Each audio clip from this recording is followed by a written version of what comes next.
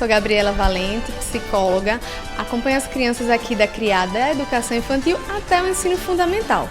E a CRIA está trazendo uma novidade para as redes sociais, né? Um quadro com dicas que vão poder orientar os pais e tirar algumas dúvidas. Hoje vamos falar um pouquinho sobre limites, né? E de que forma os pais podem direcionar essas questões aí com os pequenos em casa.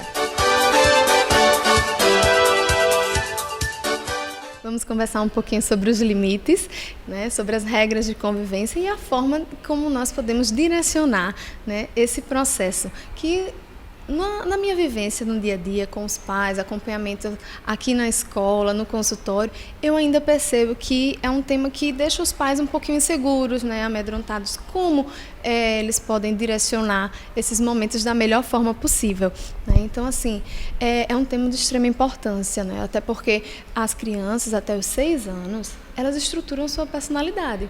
Então, até lá, quanto mais referências positivas elas receberem, melhor para a sua estrutura. E essas referências não podem vir de um lugar melhor a não ser da família. Até porque os pais são as maiores referências e melhores direcionadores desse contexto, desse universo dos limites, direitos e deveres, né? Então, que vai muito além das regras,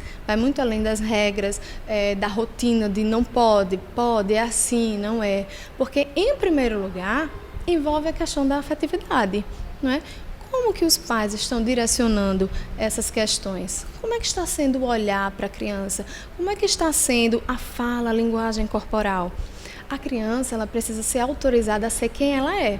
Então, para que isso aconteça, ela precisa de direcionamentos saudáveis. Ela precisa que os pais estejam muito seguros da forma como estão conduzindo essa proposta, que é totalmente diferente de informações prontas que os pais já trazem devido à sua herança genética, ou melhor, a sua aprendizagem, a forma como eles foram conduzidos na infância, e eles vão impor determinados comportamentos, e a criança termina sendo poldada durante a sua infância.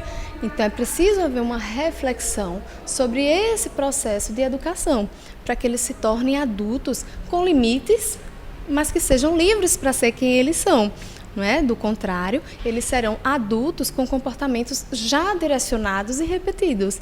Então, é importante que os pais façam essa avaliação, não é? Então,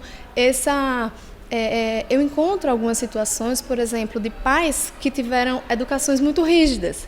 Então, agora com os filhos, eles tendem a fazer o oposto. E terminam ficando inseguros. Se eu disser um não, se o meu filho ficar frustrado, isso pode interferir na autoestima, ele não pode chorar, então como que eu vou direcionar isso daí?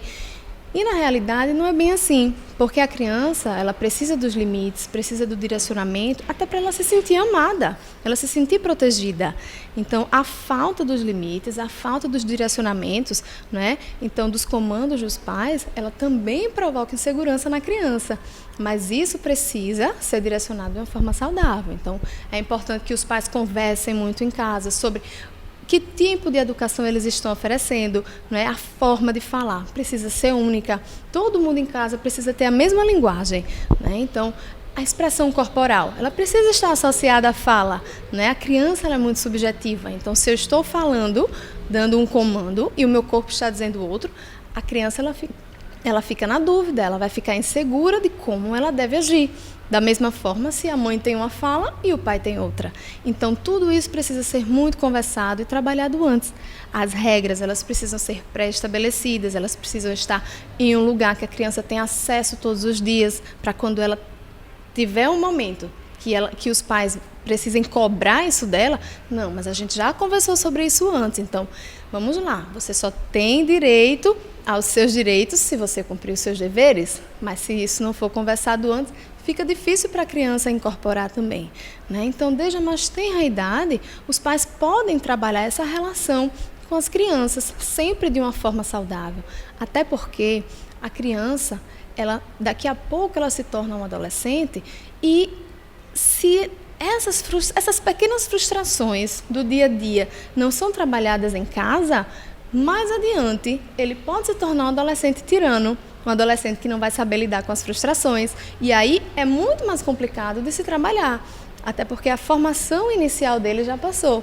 Então, é muito mais saudável que a criança ela seja trabalhada com relação às regras de convivência em casa, através dos pais, das suas orientações, porque ela vai ter as pequenas frustrações do dia a dia, com os direcionamentos dos pais, mas sempre associado ao amor, o que pode não acontecer mais adiante e trazer outras repercussões que não são tão legais assim. Então, pessoal, essas foram algumas dicas sobre esse tema tão importante para o desenvolvimento infantil, né? Então, próxima semana a gente vem com outro tema para conversar mais um pouquinho.